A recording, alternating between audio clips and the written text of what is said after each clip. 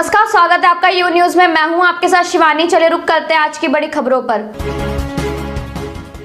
रामगढ़वा रविवार को भाकपा कार्यालय में पार्टी का जनरल मीटिंग की गई। बिहार मोतीहीर जिला के रामगढ़वा रविवार को भाकपा के रामगढ़वा कार्यालय में पार्टी का जनरल बॉडी मीटिंग की गई। इसकी अध्यक्षता कॉमरेड राधा मोहन सिंह ने किया। बैठक में भाकपा के सभी विंग के कार्यकर्ता व नेता शामिल हुए।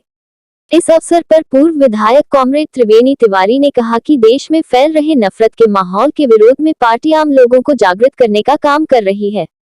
उन्होंने कहा कि आज देश में बेरोजगारी और महंगाई का दौर चल रहा है, इससे आम जनता त्रस्त है। नरेंद्र मोदी के नेतृत्व में चल रही भाजपा सरकार सभी सार्वजनिक उपकरणों को कुछ चुनिंदा उद्योगपतियों के हाथ बेचने का कार्य कर रही है। इसका उद्देश्य कुछ सीमित लोगों के हाथ में सार्वजनिक उपकरणों को गिरवी रखने का षड्यंत्र है।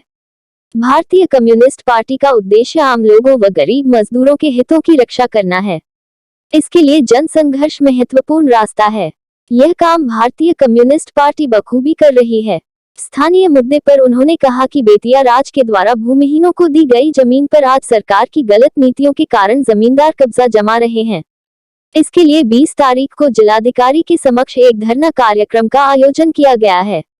15 जनवरी को शताब्दी समारोह का भी आयोजन किया जाएगा। इसमें भारतीय कम्युनिस्ट पार्टी के लिए महत्वपूर्ण योगदान कर चुके नेताओं को याद करने का काम पार्टी करेगी। भारतीय कम्युनिस्ट पार्टी के रामगढ़वा अंचल कार्यालय की घेराबंदी करने का भी प्रस्ताव पारित हुआ।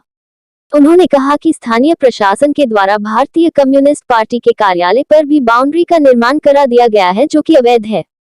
उन्होंने यह भी कहा कि Ramgarh you news live India Bihar Ramgarhwa से सरफुल्लाह हुसैन की खास रिपोर्ट।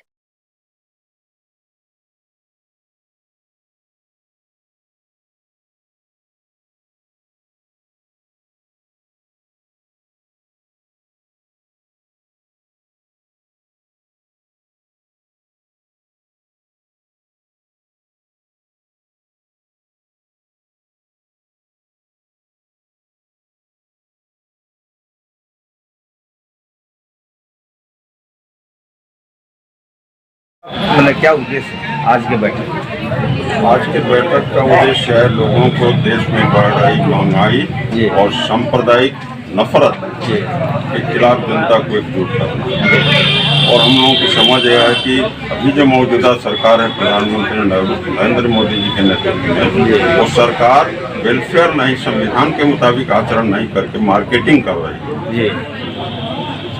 चाहे अभी हाल में आरएसएस ने भी कहा और ये लोग भी कहते हैं कि देश को चलना चाहिए, चाहे इसके लिए हमको रेल बेचना पड़े, हवाई जहाज बेचना पड़े, बैंक बेचना पड़े, सोना गिरवी रखना पड़े, घोड़ा की जमीन बेचनी पड़े, तो सब बेच करके ये चाहते हैं कि किसी तरह से लोगों का मुंह बंद करके रखा जाए। इन 8 वर्षों में 70 वर्षों में जो सरकारें रही वाजपेयी जी की सरकार समेत, उसने 40 लाख करोड़ रुपया माफ किया सेठों का, और इन्होंने 8 वर्ष में 1,46,000 करोड़ रुपया माफ कर दिया। तो इस तरह से एक तरफ में दौलत, मुट्ठी भर लोगों का दौलत बढ़ता जा रहा है।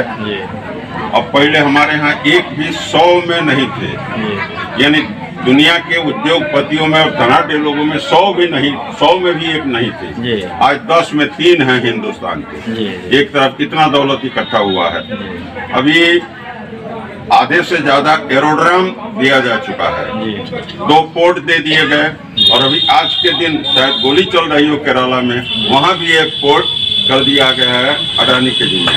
तो इस तरह से अडानी, अंबानी और रूपानी, इशार, ये जो 4-5 को हैं, इन्हीं लोगों का कोष बढ़ता जा रहा है। दुनिया में डीजल और पेट्रोल की कीमतें लगातार घट रही है, क्योंकि क्रूड ऑयल का दाम घट रहा है। हमारे देश में पिछले 1 महीना से कम 10 रुपया डीजल का और 12 रुपया पेट्रोल का मूल्य कम होना चाहिए, जो मानक इन्होंने ही तय किया है, जो भारत सरकार की केंद्रीय सरकार की कैबिनेट ने तय किया है उस मानक के मुताबिक, लेकिन यह नहीं हुआ।